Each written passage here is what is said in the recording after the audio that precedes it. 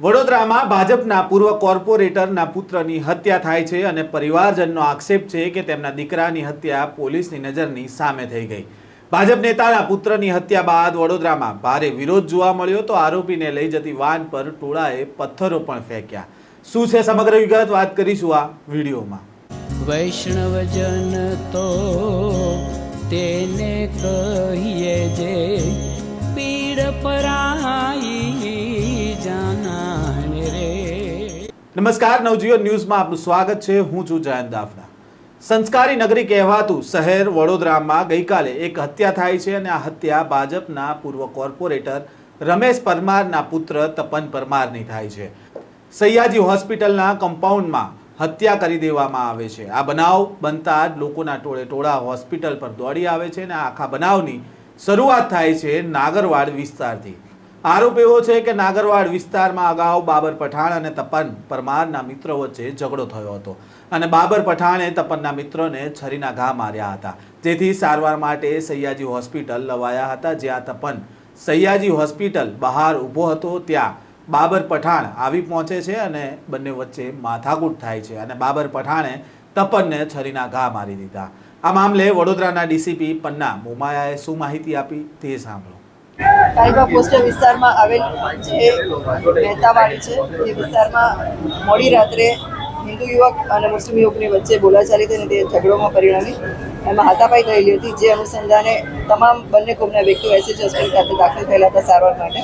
Police MLC બનતા police ત્યાં પહોંચેલી હતી। તે દરમિયાન બાબર નામના વ્યક્તિએ તપન નામના વ્યક્તિને છરી મારી દીધેલી હતી અને જેના અનુસંધાને પોલીસે તાત્કાલિક એફઆઈઆર દાખલ કરેલી છે।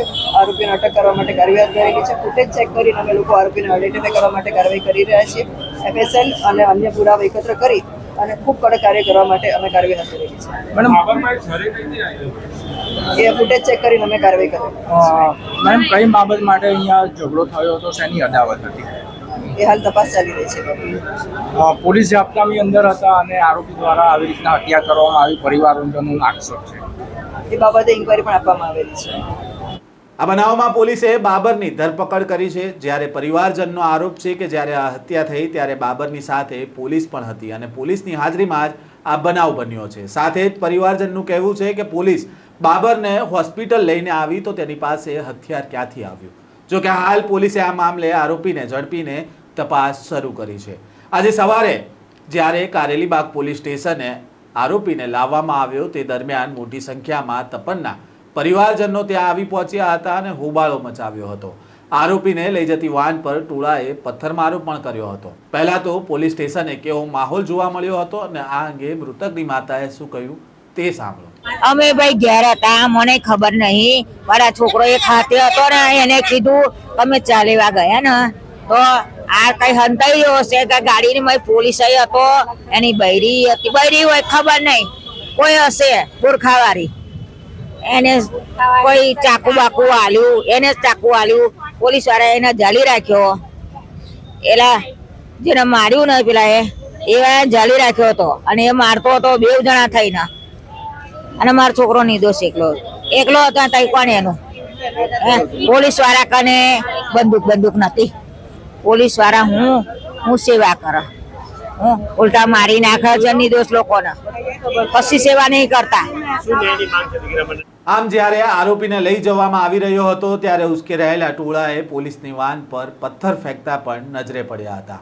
આરોપીને મારવા લોકો દોડતા હતા અને સાથે પોલીસ પણ દોડી આવી હતી। પોલીસે મહા મુસીબતે સ્થિતિને કાબૂમાં લીધી હતી।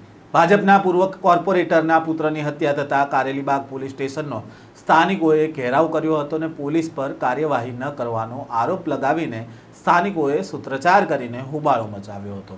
સાથે જ ભાજપના બે ધારાસભ્ય મનીષા વકીલ અને ચૈતન્ય દેસાઈ સાથે જ ભાજપના શહેર પ્રમુખ, કોર્પોરેટર સહિતના નેતાઓ પોલીસ સ્ટેશન પહોંચ્યા હતા। જો કે ભાજપના નેતાઓએ આ ઘટના પર મૌન સેવ્યું હતું। વધુ સમાચારો સાથે ફરી મળીશું, ત્યાં સુધી નવજીવન ન્યૂઝ સાથે જોડાયેલા રહેજો। વૈષ્ણવજન તો તેને કહીએ જે પીડ પરાઈ